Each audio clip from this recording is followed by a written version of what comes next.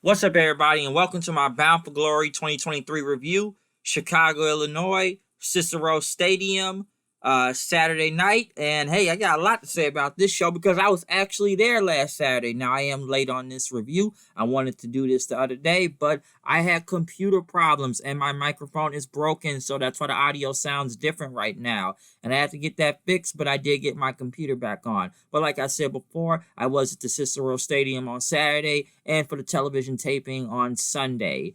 I will say I did get to the building at about 6:30 p.m. Now I know there was originally supposed to be 8 matches on this show, but one match that didn't even air on the pre-show, I think it's uploaded on YouTube now, was supposed to be Masha Slamovich and Killer Kelly versus Tasha Steelz and Deonna Purrazzo for the Knockouts tag title. So by the time I got to the building, it was already over and the Hall of Fame ceremony was about to start. But yeah, gonna have to go to YouTube if you want to watch that match. But I was surprised it was omitted though, because I knew it was one match missing off of Bound for Glory. But I did get there just in time for the Hall of Fame ceremony. The ceremony did start with Gail Kim out there. Gail Kim was there to induct Tracy Brooks. She talked about how they were once roommates and how they trained together in wrestling school, say that she's a good person. Basically inducting her before she brought out to do her speech. Tracy Brooks did come out there with her husband, Frankie Kazarian, and son, Rebel. Basically, thanked Gail Kim, thanked the company, talked about her time and impact and how she trained just to get here. And basically just talked about the Knockouts division, how it started in 2007 and how it became a big thing. And that she said that impact is like her family. She thanked the fans, thanked multiple people that helped her get to where she is in her career, to all the way into the Hall of Fame. And she went through a multiple names. Fans did chant Tracy before she ended her, ended the speech, accepting her Hall of Fame plaque and a bouquet of flowers. So a good speech from Tracy Brooks out there. Not much I can really say. I know some will debate about her being in the Hall of Fame in general for Impact, but she is an original. Would you say it's a Hall of Fame worthy career? That's debatable if you want to go that far, but good for her though. But next we did have Scott D'Amore come out to induct Mike Tenay and Don West into the Hall of Fame. The TNA originals, I would say, the original broadcast team to TNA Wrestling, who have been there since 2002. As Scott D'Amore basically, talked about being friends with Tenay and West, how they went to a White Sox game, and how basically Don West can sell anything because the man was a pitchman and he was inexperienced when being on commentary on wrestling. But the guy just had so much energy out there that he just called a lot of great matches through the history of TNA. But he talked about the collectibles and whatnot. And he talked about Don West's family being in attendance as Mike Tenay's family also. Mike Tenay did come out. I gotta say, Mike Tenay still looks the same. A little bit more gray hair. He actually still sounds the same. They could come out there and commentate a match if he actually really wanted to. But he still has the voice for it. I know he's not really involved in wrestling that much nowadays, but it was actually cool seeing Mike Tenay live though, because I always enjoyed him and Don West's commentary throughout the years in TNA wrestling, and I always thought they were a great broadcast team. I know a lot of people kind of go back and forth on them, or if they weren't that good. Some would say they were this version's JR and the King. Some will put out there. I've heard that comparison in the past too. But like I said, Mike Tenay came out there saying, it's fitting to do this induction in Don West's hometown of Chicago. He talked about Don West being on the Home Shopping Network, and he's a big deal to bring in the TNA. And he talked about how Saturday Night Live would parody him back then, and a lot of critics would say he had too much enthusiasm for TNA, but the guy just brought so much great energy that it just helped on commentary, just to call matches. Tenay did talk about how AEW and WWE did acknowledge him when he had passed away. Back in December of last year, at the end of December. And Tenay basically, just talked about how Don West is his son's favorite announcer, and he's, one of his true friends in the wrestling industry. And, he talked about, basically, he thanked a lot of TNA producers, agents, Eric Bischoff for ever taking a risk on him. talk about Bobby Heenan and whatnot. He was good friends with him. Him and Dusty Rhodes. He talked about how I guess a fan tried to shoot him in Chicago, or shoot Bobby Heenan in Chicago because he didn't like him so much. And he just talked. He talked about basically just thanked everybody. His family being there and whatnot. Because I believe Mike Tenay, the last time he really was around in TNA, I think was about 2015, maybe 16, until he was just quietly gone. And honestly, the last time I even saw Don West was Slammiversary of 2017. He was there to that was the last thing he ever called in TNA at the time and whatnot. In general in wrestling. So that was the last time I really ever saw him. But yeah, like I said, it's been a few years since I've seen Mike Tenay around in wrestling in general. But it was cool to see them. They deserve it, like they all do. But like they definitely deserve it. They were there from the get go. They are TNA originals, and like I said, I enjoyed both little Hall of Fame speeches. It was effective, simple, giving their time out there. I enjoyed it, and it was just nice hearing some people from the past of TNA Impact Wrestling and whatnot. But it's great to see Mike Tenay out there in general. I think you could call a match if you really wanted to, though. But we do get to the main show as we went to Chris Sabin versus Kenta for the X Division title. Great match to kick off the show. Not a lot of build to this, obviously, other than them just announcing Kenta was going to be there. He'd be going for the X Division title. I enjoyed this match. I did enjoy Kenta kind of going for the GTS, kind of going like how CM Punk does it, but he basically said nah and then flipped everybody off then. So I thought that was pretty funny. But I thought this was a great match though with Kenta and Chris Sabin. Hot way to kick off the show. Sabin did retain the X Division title. I'm not surprised by that. Hit the cradle shock for the win. So yes, Sabin still retains the title. Definitely an enjoyable match. Next was the Monsters Balls match. I don't understand why they do this whole lock people in a room, I guess for how many days and whatnot, so they can get ready for this match. And then they haven't had sleep in hours or days, and the lights blinding on them. I don't get why they do that now. I don't even remember why they do that, to be honest. I think it doesn't make sense now. But it was Moose versus PCO versus Steve Macklin versus Rhino. Already in this match, Steve Macklin attacked Rhino going to the ring. Listen, all I can mostly say about this match was a lot of insanity out here. Moose is coming out there hitting people with a chair. PCO comes out there cannonballing people. It's a lot of crazy spots, tables, ladders, chairs, trash cans, kendo sticks, barbed wire, thumbtacks, cinder blocks. According to my view, I didn't even see the cinder blocks that much, but I know Moose ended up slamming PCO onto thumbtacks and cinder blocks, which the guy ended up no-selling cinder up out of the way too. I know Macklin ended up beating around with a chair. I know he had that barbed wire table set up. Macklin was on the top rope. Bully Ray ran out there and had a stare down with him. Bully Ray pushed him off the top rope into the barbed wire table, saying, "Who's soft now?" PCO was down. Moose said, got him then. He got him with a chair, started beating him with it on the top rope and whatnot. And as he has the chair, Rhino set up with the gore. He gored Moose, but ended up goring the actual chair into his head then.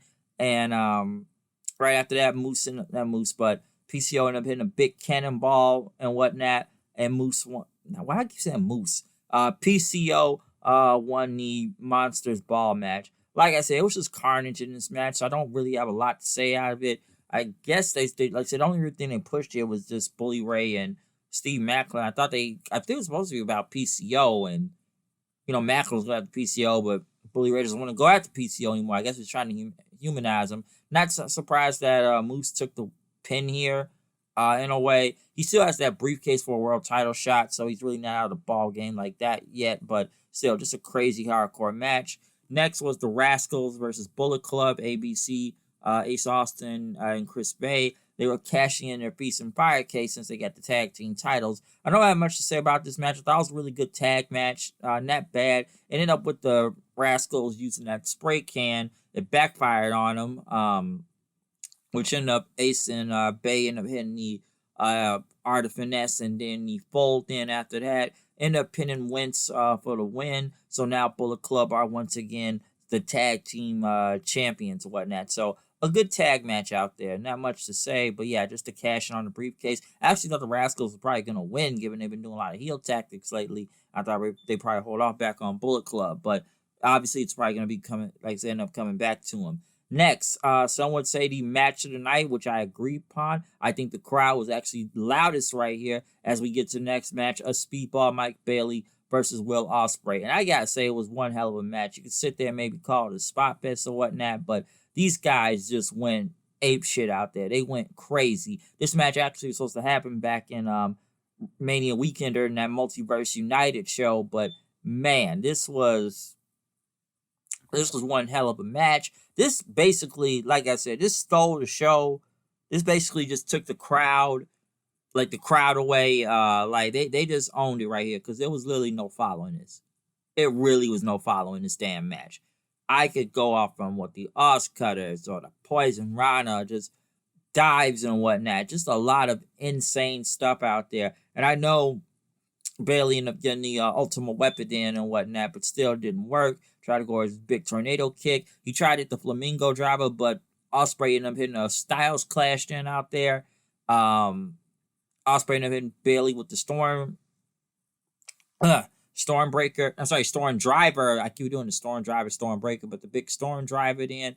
Still a 2 count. Ospreay ended up going for the Hidden Blade then. Hit the Stormbreaker and beat Speedball Mike Bailey. Gotta say, a hell of a match though. Damn near 20 minutes. But this match stole the show. Will Ospreay, the guy's on literally another level right now since he likes to use it. But if you want to look at his entire year of who he's beaten or whatever match he's had, who is he beating? Omega, Okada, Jericho, Takagi, Marufuji, Zack Sabre Jr. I may be forgetting a few names right there. But the man has been from AEW to New Japan Pro Wrestling, or Noah, Pro Wrestling Noah, all the way now to Impact Wrestling, and now beating Speedball Mike Bailey. So, hell of a match, though. Just a hell of a damn match, and if you missed it, you really need to go back and look at this. Great stuff from here. Next, though, was the Call Your Shot Gauntlet Match Battle Royale. Well, you all know how this match goes. The most I could say from this, like I said, it's a big battle royale. I know they started off with Eddie Edwards and Jake something and whatnot. Kenny King was in next after that. Juventud Guerrera. I was very surprised to see. I didn't really expect that to happen. Juvi. So he wasn't in that long, but I was actually just surprised to see him in the match. I like Juventud Guerrera. So crazy to see him out there. Right after that, Johnny Swinger was next at number 5. I know they had Crazy Steve just come out and start beating the hell out of everybody in this match then with that briefcase. Tommy Dreamer ended up brawling with him to the back then, so they ended up fighting off. Giselle Shaw was next after in this battle royale. Jody Threat then was next. Who else? Kylan King, number 8. 9, Sonny Kiss from AEW, were now released from AEW. So Sonny Kiss is now in this battle royale. Bully Ray was at number 10. Just kind of basically looking on, knocking everybody down. 11, Matt Cardona got a pretty big pop out there. Bully Ray in a body slam. They did the what's up thing. Him and Sonny Kiss get the tables then. 12 was Jordan Grace. 13, Eric Young. 14, Joe Hendry. 15, Brian Myers, as we got the major players back out there again. Hawkins and Ryder, they started eliminating people then. 17, Frankie Kazarian. 18, Rich Swann. 19, Jonathan Gresham. Throwing people out with a t-shirt, by the way, too. Ended up slapping his wife's ass out there with the t-shirt also. 20, Dirty Dango, who got in and was immediately eliminated as soon as he got in there. So he was gone. Not sure the rest of the eliminations were throughout this match. The final 4 were Cardona, Jordan Grace, Bully Ray, and Kylan King. After Cardona and Kylan got eliminated, it was Bully Ray versus Jordan Grace. You go one-on-one with the person once everybody's eliminated. And it ended up with Jordan Grace pinning Bully Ray, hitting the Grace driver. I don't know how smart that is to be doing something like this. I know it's a different company, but still, It's really smart to be doing that. Which Jordan Grace wanted to call your shot thing, and she ended up challenging for the Knockouts title. But second there, I almost thought she was going to say the world title. But listen, we don't need another Tessa Blanchard on our hands here. Minus all the controversy. We don't need to put the world title back on a woman again. Okay, let's not do that. I learned from a few years ago. They probably would make the same mistake again, throwing them, but hopefully that does not happen again. We saw how much of a PR nightmare Tessa was, but then again, and generally speaking, wasn't really the smartest idea of putting the world title on a woman, because then it makes the company look really bad then, and it did show that. So really think about that, folks. Right after that, like I said, Jordan Grace ended up going for the Knockouts title, whoever wins later on, which was next Trinity Fatu versus Mickie James for the Knockouts title. This was a good match. And I enjoyed it. But once again, I think the crowd wasn't really into this, maybe because the Ospreay Speedball drained them of energy. But I thought it was a good match. It wasn't great. I just thought, I don't know, someone's off about this match. I don't know if it was a chemistry thing, but I enjoyed it. I thought it was good. I just felt when Trinity won, it just kind of didn't really go over as well as I expected it to be. Trinity won with a submission move, though. The Starstruck onto Mickie James, ended up tapping out. Her and Mickie ended up shaking hands after. But yeah, I thought the match was good, but I'm not gonna sit here and say it was great that people were into it like that. So makes you kind of wonder. Moose was kind of promo in the back, talking about he's gonna cash in his briefcase at Hard to Kill. But in the main event, we did get Alex Shelley versus Josh Alexander for the Impact World Title. Very good match once again. I still think the crowd was kind of off and whatnot. I actually expected Alex Shelley to be going full heel in this match, but a damn good main event in general, which was very enjoyable. But I felt like the crowd was just kind of in and out of this at the same time too. But damn near good match. I thought Shelley was probably going to go full heel with the turnbuckle pad being pulled off, because the guy not trying to be a transitional champion and just kind of paranoid what's going on. So I was expecting him to go full heel on Josh. But no, it ended up being a clean win. It's not like a lot of people beat Josh Alexander, because Josh Alexander been so literally not beaten for a long time, especially when he was the champion. The guy barely ever loses. So I was actually surprised to see Shelly just win, super kick and like 2 shell shocks out there. So I didn't expect that to happen. So Shelly, I was pleasantly surprised to see him actually retain the world title clean. But then we're going to a video package in a forest or a swamp somewhere, and you see some of the roster all meeting up with each other. And Kazarian got out of a swamp with a treasure chest, saying, everybody thought this company was buried. We've been slept on too long, saying that sleep is the cousin of death. And, Josh ended up going to this box, and he opened it, and it said, "This is TNA Wrestling." And it said, "TNA is back." And there were TNA chants when Scott D'Amore said, "We're back," before the show went off the air. Now, I was there, so I saw the post-promo Scott D'Amore, and I got a few things to say about this, about TNA coming back. I think it went over with the fans very well. And I'll admit, I had chanted TNA too, but it makes you question, is it the smartest idea to bring TNA Wrestling back now as a rebrand and again and whatnot? Because they have not used the TNA name. And looking at who was in the ring with all these people that jumped the ring, some of the TNA original, probably Mike Tenay wasn't out there with him too. Like I said, it makes you kind of wonder of where this is going to go. TNA has not been used. The name has not been used in years now. And we've been going by Impact Wrestling, which has helped. And I think the show is way better nowadays. It's better booked. Some say it's better booked than AEW.